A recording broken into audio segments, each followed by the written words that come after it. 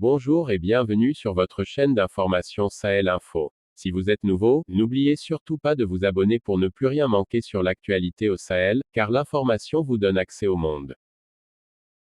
En effet, avec l'annexion de la Crimée par la Russie, en 2014, l'État ukrainien a comme senti le besoin d'accélérer le processus de son alliance à l'Union européenne et les USA pour continuer de garder sa mainmise sur la riche région du Donbass, dont les velléités séparatistes sont fortement encouragées par Moscou, qui voudrait bien ériger un corridor destiné à protéger la Crimée et avoir du coup une position stratégique plus adéquate pour défendre ses intérêts, toute chose qui semble offrir une aubaine à l'UE et aux USA, qui accusent Vladimir Poutine de tous les péchés d'Israël, en l'occurrence d'entrave à la réalisation de ses ambitions en Europe.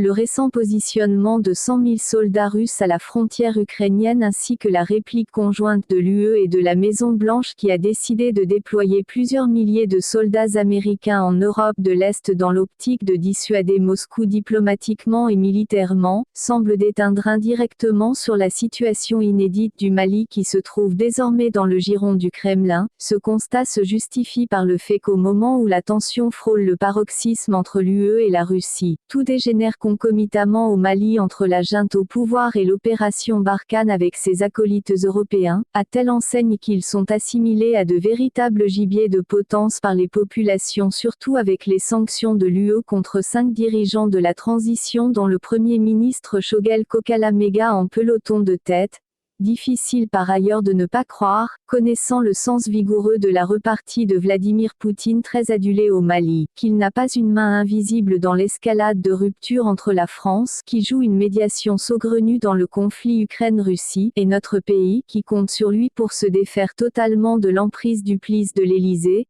En tout cas, il est de notoriété publique qu'en matière de géostratégie et géopolitique tout est lié même s'il ne semble pas souvent en avoir l'air. Quant à la Russie, qui a toujours été taxée par les autres puissances de géants au pied d'argile, elle compte bien d'une part rendre à la France la monnaie de sa pièce pour ses ingérences dans le conflit Ukraine-Russie, en la poussant par la petite porte de son précaré sahélien et d'autre part se procurer une assise économique plus conséquente avec les grandes sollicitations dont elle est l'objet en Afrique.